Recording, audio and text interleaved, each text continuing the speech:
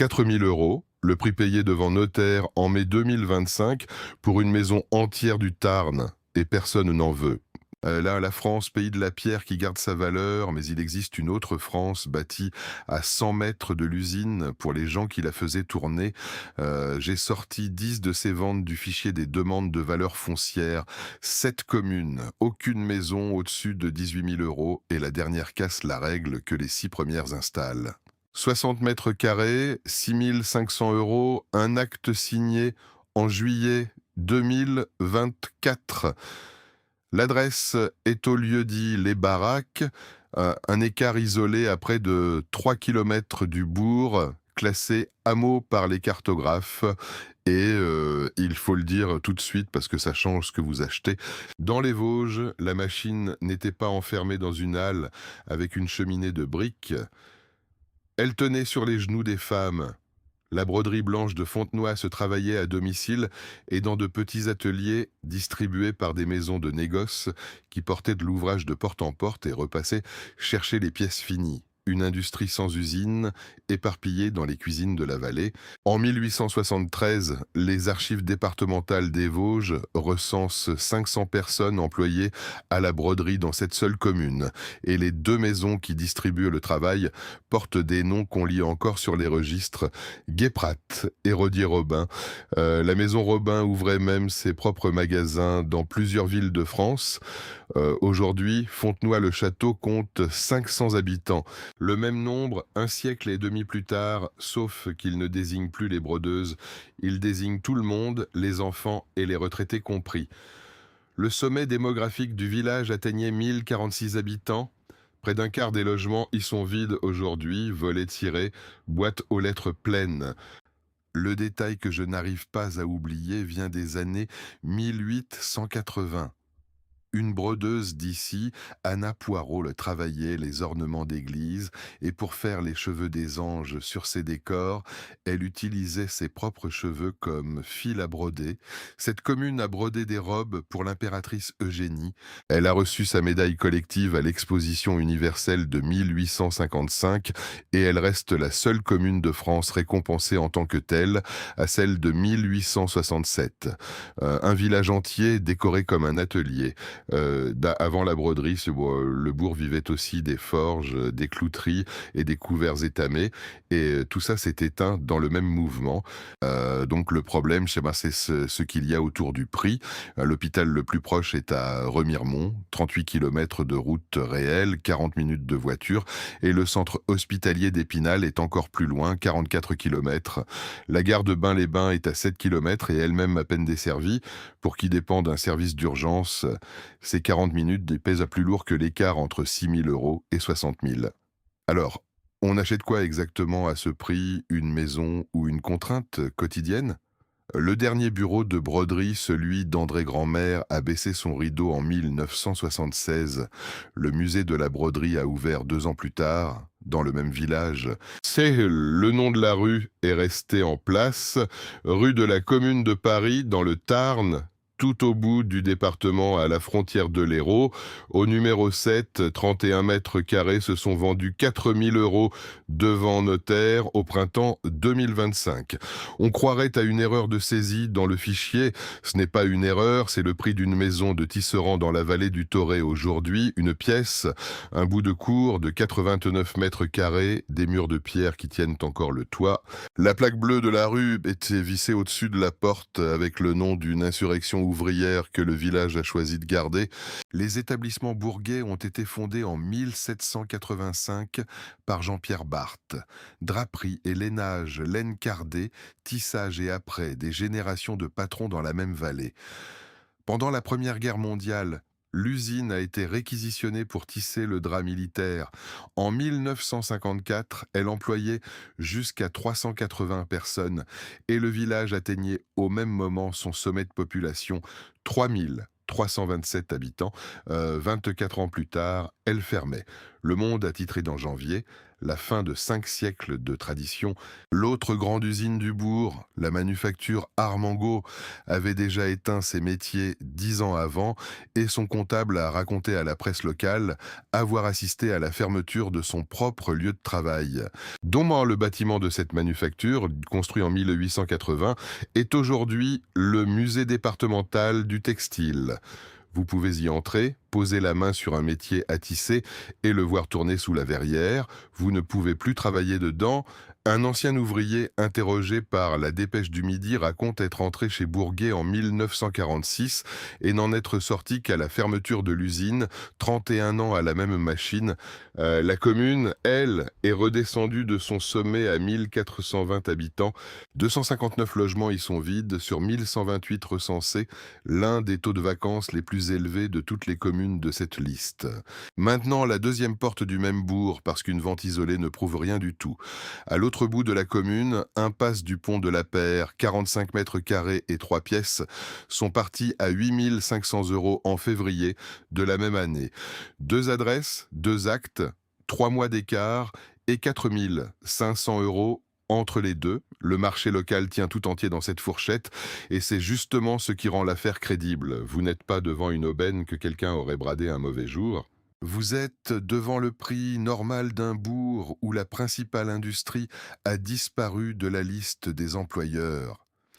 Aimé Corbière avait hérité de la filature du Brugas en 1945 à la mort de son père. Il l'a tenue un demi-siècle. Il a dû l'arrêter en 1996, la dernière filature familiale du village. Ces métiers, il ne les a pas envoyés à la casse. Il les a vendus à un industriel équatorien. Selon son propre témoignage, recueilli par la Dépêche du Midi en 2010, ces machines sont à Quito et elles tournent jour et nuit. Le geste technique, l'enfilage, le rachement, le réglage des peignes, tout ça a survécu au village qui l'avait appris, mais à l'autre bout du monde et dans une autre langue.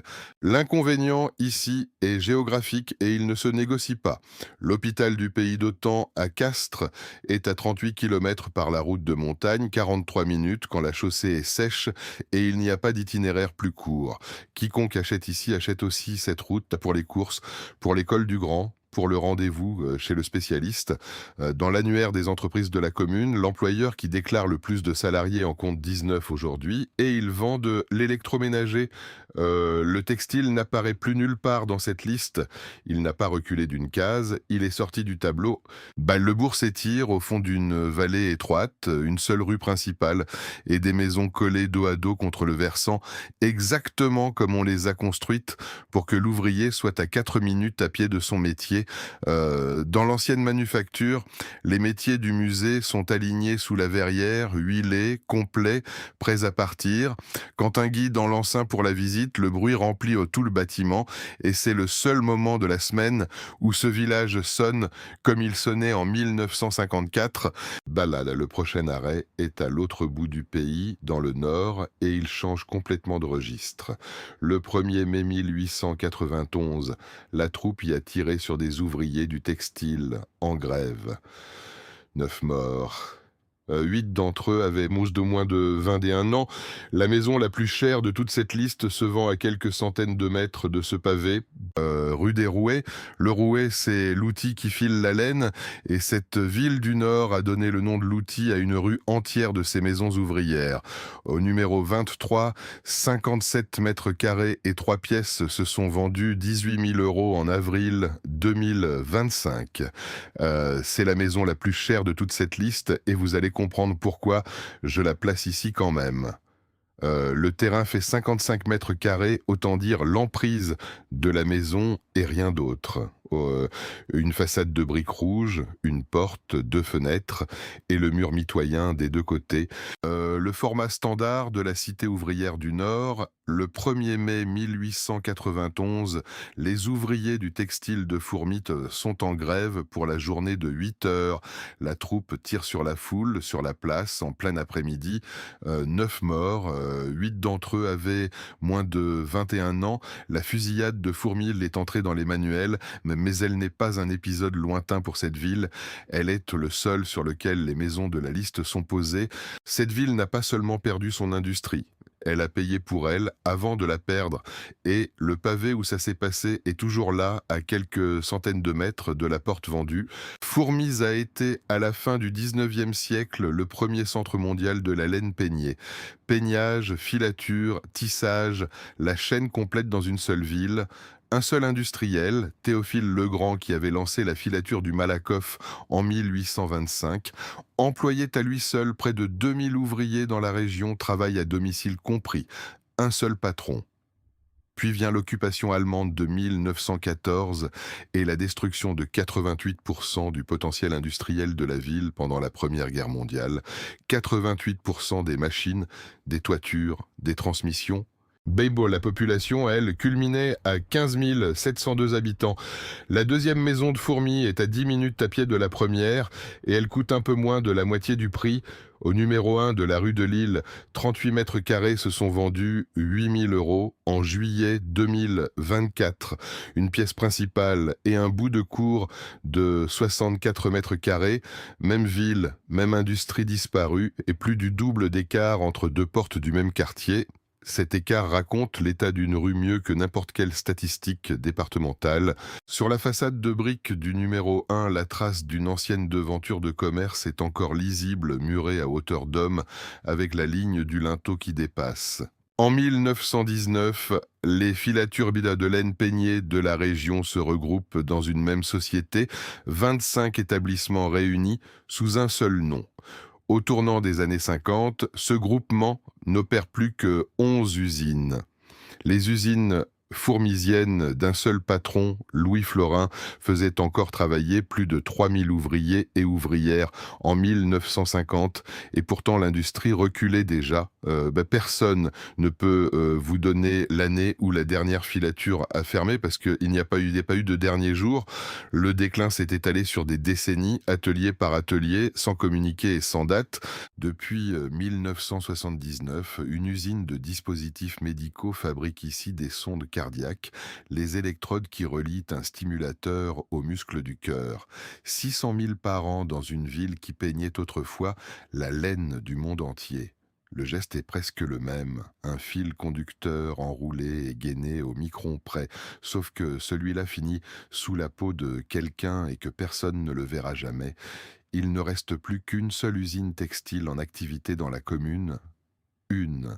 Bana le prix a une contrepartie qui s'appelle l'isolement.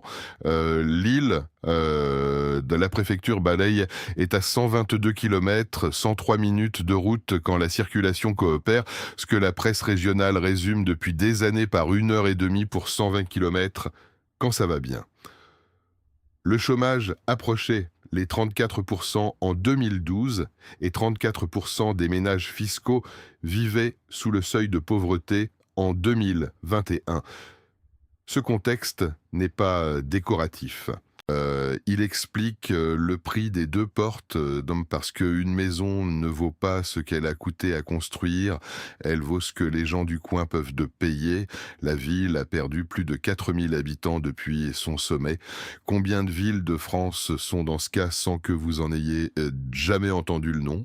Maël, 97 mètres carrés. 4 pièces, un terrain de 132 mètres carrés, rue de la République, vendu 10 000 € devant notaire en octobre 2025. C'est la plus grande maison de cette liste et l'une des moins chères. Une famille entière a vécu là-dedans, avec des chambres à l'étage, un couloir carrelé, une cour derrière, et probablement un appentis au fond, et l'ensemble est parti pour le prix d'une cuisine équipée de gamme moyenne. La rue de la République, c'est l'axe central de la ville, pas un fond d'impasse. Vous ne payez pas une ruine excentrée, vous payez une maison de centre-ville dans une ville qui n'a plus son usine. L'usine, ici, avait un nom et une dynastie. La filature et tissage de la laine Sédou, fondée au 19e siècle par Charles Sédou, né en Suisse et devenu député du Nord, dont le frère Auguste était maire de la ville dans exactement les mêmes années. Le patron faisait la loi à l'Assemblée et son frère la faisait à la mairie. À son apogée, l'usine employait plusieurs milliers d'ouvriers sans qu'aucun chiffre précis ne soit citable aujourd'hui. Détruite pendant la Première Guerre mondiale, reconstruite en 1921, elle a fermé pour de bon en 1981. La municipalité a ensuite fait démolir une partie des ruines. Henri Matisse, éthique est né dans cette ville en 1869, dans une lignée de tisserands. Sa famille tissait, s'est établie. Rien ne dit qu'elle travaillait chez Seydoux, et je ne vais pas vous raconter le contraire pour faire une jolie phrase. Ce qui est vrai suffit largement, parce que le peintre qui a passé sa vie à découper des formes de couleurs dans du papier vient d'une ville où l'on montait des chaînes de fil sur des métiers. Le musée qui porte son nom est aujourd'hui l'un des rares grands équipements culturels d'une ville de 6 764 habitants, alors qu'elle en a compté 9 114. 2 rues plus loin, rue Gentil, la deuxième maison. 58 mètres carrés et 3 pièces, parti à 12 500 € en juillet 2024. Même ville, même quartier de briques, même génération de maisons ouvrières. La différence de prix avec la précédente ne vient pas de la surface, puisque celle-ci est bien plus petite et pourtant plus chère. Elle vient de la rue, du voisin, de l'état du toit et de ce qui restait dedans le jour de la visite. Dans un marché à ce niveau, 2 000 € d'écart, c'est une charpenterie ou un mur qui a pris l'eau, pas une question de quartier chic. Et puisque nous sommes dans cette ville, il y a une troisième adresse qui m'a fait relire le fichier 2 fois. Au 14 de la rue des Hauts-Fossés, la même maison a changé de propriétaire 2 fois de suite en peu de temps. 12 000 € la première fois, 16 000 la seconde, 4 000 € d'écart entre 2 signatures, sur un bien dont le prix complet ne dépasse pas ce que coûte une salle de bain refaite. Que se passe-t-il dans une ville pour qu'une maison entière change de main 2 fois en si peu d'années et qu'on n'arrive quand même pas à en tirer davantage ? Le revenu fiscal médian de la commune tourne autour de 16 820 € par an, quand celui du département dépasse 21 000. C'est cet écart qui fixe le plafond du marché immobilier local, et aucun agent, aucune vitrine d'agence, aucun portail national ne peut le contourner. Un peu plus de 14% des logements de la ville sont vides, ce qui laisse dans certaines rues du bas de la ville une maison sur 7 sans lumière le soir. Pour un acheteur venu, d'ailleurs, veuillez, ça change la nature du bien, parce qu'on n'achète jamais une maison seule, on achète une rangée. Le Cateau Cambrésis a bien son propre établissement de santé, le pôle de santé du pays de Matisse, mais il est orienté vers les addictions et la gériatrie, pas vers les urgences ni la maternité. Pour une urgence grave, la route mène à Cambrai, 24 km, une demi-heure. Le chômage touchait près de 20% des actifs de la commune en 2023, contre 10,5 dans le département du Nord, détail qui ne colle avec rien de tout ça. Cette ville a été, selon sa propre municipalité, la première ville câblée de France, avec 30 chaînes locales dès 1986 et sa propre télévision, Beffroi Vision. 5 ans après la fermeture de la filature, la ville qui venait de perdre son industrie était la mieux reliée du pays. Les boîtiers gris sont encore vissés aux façades de briques à hauteur du premier étage.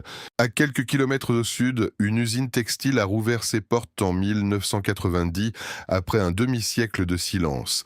12 ans plus tard, elle refermait pour de bon. Et la maison qui va avec, 4 pièces et 76 mètres carrés, s'est vendue moins cher qu'une Clio d'occasion. Ici, quelqu'un a essayé de rallumer la machine. C'est le seul endroit de cette liste où l'usine a rouvert après avoir fermé, et c'est ce qui rend la suite difficile à avaler. Au numéro 12 de la rue de la Paix, 76 mètres carrés et 4 pièces se sont vendus 10 000 € en avril 2024, avec 81 mètres carrés de terrain autour. Une maison de famille complète, 2 chambres à l'étage, un jardin de derrière, dans un bourg du nord de moins de 3000 habitants, posé à 4 km de Fourmies. François Boussu installe le peignage en 1866 et ajoute le tissage 5 ans plus tard. Les 3 étapes de la laine peignées sur un seul site, du flocon brut au tissu fini, ce qui était rare même dans cette vallée où tout le monde travaillait, la laine.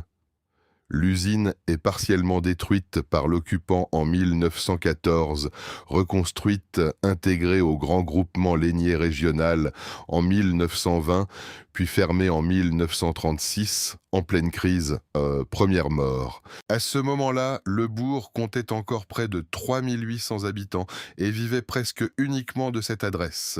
Septembre 1990, une entreprise de tissage venue de l'Aisne reprend les bâtiments et relance la production sous un autre nom. Des gens du village retrouvent un poste dans les murs où leurs parents avaient travaillé, ce qui n'arrive quasiment jamais dans cette région. Août 2002, arrêt définitif de l'activité, 12 ans de sursis et le silence revient dans le même bâtiment pour la seconde fois en un siècle.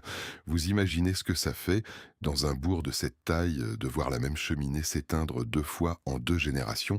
Wignéhis n'a pas d'hôpital. Le centre hospitalier le plus proche est celui de Fourmies, 4 kilomètres, 6 minutes de voiture, ce qui est presque une chance dans ce coin du département.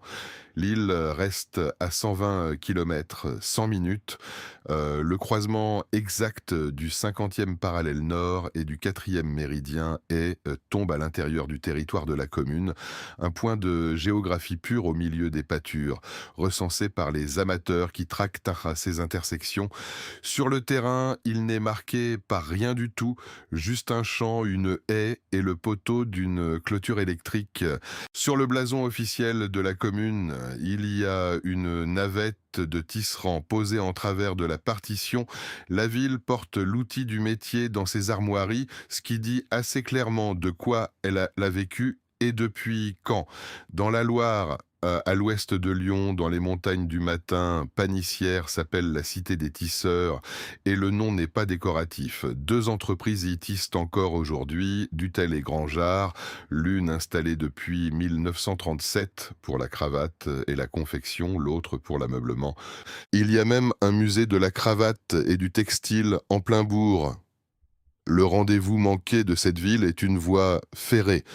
Dès les années 1870, l'industrie textile locale, alors prospère, voilà, réclame une ligne pour sortir sa production vers la plaine du Forez et rejoindre les grands axes. Le projet de monorail entre Feurs et Panissière est lancé, puis déclaré caduc le 10 avril 1899. La ligne n'a jamais fonctionné. Pas un train, pas un wagon de tissu, pas un mètre de rail utile. Une industrie entière a attendu 30 ans une infrastructure qui n'est jamais venue et a continué à charger ses ballots sur des charrettes pour descendre dans la vallée. Le déclin, ici, n'a pas de date de fermeture, parce qu'il n'y a pas eu de fermeture unique. À partir des années 60, des crises successives ferment de nombreux ateliers et usines formes de tissage dans toute la contrée, celle que l'Office de tourisme appelle aujourd'hui terre de tisseurs. Des ateliers qui employaient 10 ou 20 personnes disparaissent un par un, sans article de presse et sans plan social. L'entreprise la plus citée du bourg, devenue l'Union des gazes à Bluter, tissait une gaze de soie si fine qu'elle servait à tamiser la farine des minoteries. Un tissu conçu pour laisser passer la poudre et retenir le son. Au numéro 2 bis de la rue Jean Bonacieux, 30 mètres carrés se sont vendus 7 500 € en mai 2025. Une seule pièce, une maison de tisserand comme il y en a des rangées entières dans le bourg, avec la grande fenêtre d'atelier qui prenait la lumière du nord pour travailler la soie sans ombre portée. La commune est passée de 3 276 habitants à un chiffre qui reste juste sous les 3 000. L'hôpital le plus proche avec un service d'urgence est à Montbrison, 37 kilomètres, 40 minutes de route de montagne. Ici, le métier n'a pas disparu, il a rétréci et la maison qui allait avec vaut le prix d'un scooter neuf. Vous attendez la même histoire. L'usine ferme, la ville se vide, la maison ne vaut plus rien. À Caudry dans le Nord, à 15 minutes de voiture du Cateau, la première partie de cette phrase n'est jamais arrivée. Et je vous préviens tout de suite, c'est cette entrée qui va vous rester quand vous aurez fermé l'écran, parce qu'elle démolit proprement ce que les 6 premières viennent de vous apprendre. Vous pensez connaître le schéma de la ville textile française? Regardez celle-ci avant de conclure. La dentelle Livers de Caudry n'a pas fermé, elle n'a jamais fermé. Sophie Hallett et Solstice font tourner ici des métiers Livers en fonte, haut comme une pièce, lourd de plusieurs tonnes, bruyant comme un atelier de forge, et ils habillent à la haute couture mondiale depuis cette ville du Cambrésis. La dentelle de la robe de mariée de Kate Middleton en 2011 est sortie d'ici, celle des robes de Michelle Obama en 2009, celle d'Amal Alamoudine en 2014 aussi. Un article des Échos de l'été 2024 confirme que Sophie Hallett concentre encore sa production sur son site de Caudry. Regardez la démographie maintenant parce que c'est là que le schéma se casse pour de bon. Caudry compte 13 833 habitants au dernier recensement et son sommet de population n'est ni à la fin du 19e siècle ni avant la Grande Guerre. Il est en 2014. Cette ville est plus peuplée aujourd'hui qu'elle ne l'était en 1911, ce qui n'arrive dans aucune des 6 entrées des précédentes. Sur les 7 communes de cette liste, c'est la seule dont la courbe ne descend pas, la seule où le cimetière ne gagne pas sur l'école. Et pourtant, au numéro 33 de la rue Faidherbe, 91 mètres carrés et 6 pièces se sont vendus 10 000 € devant notaire en mars 2024. 6 pièces, 84 mètres carrés de terrain, une maison de ville complète, le même prix que celle du Cateau, où l'usine a fermé il y a plus de 40 ans, le même prix que celle de Vigneis, où elle a fermé 2 fois. L'usine tourne, la ville tient, les métiers sortent de la dentelle pour les défilés, et la porte vaut exactement ce que vaut la porte d'à côté de la ruine. Bon, l'histoire de Caudry n'a rien de tranquille pour autant, et il faut le dire pour que le reste tienne. En 1933, après la crise mondiale, la production de tulle est presque entièrement arrêtée dans la ville et l'on y compte jusqu'à 2000 chômeurs. En 1953, 60% des entreprises textiles qui existaient avant la Grande Guerre avaient forme disparu. La dentelle a survécu en se réduisant à un noyau dur, pas en résistant intact. En 2011, la presse régionale comptait encore 12 denteliers et environ 800 emplois, et personne n'a publié de chiffres plus récents. Ouais, mais le vrai coût ici est social.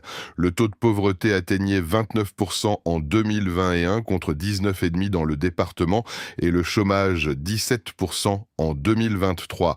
La ville n'a pas d'hôpital. Il faut compter 11 km jusqu'au Cateau ou 15 jusqu'à Cambrai. Pour qui achète ici, le calcul change complètement de nature. Vous n'achetez pas les ruines d'un métier disparu, vous achetez une maison ouvrière dans une ville où le métier existe toujours, mais où l'ouvrier n'a plus le salaire qui allait avec. Ce n'est pas la même blessure. Voilà pourquoi cette entrée arrive en dernier. 6 communes vous ont expliqué que la maison ne vaut plus rien parce que l'usine a fermé.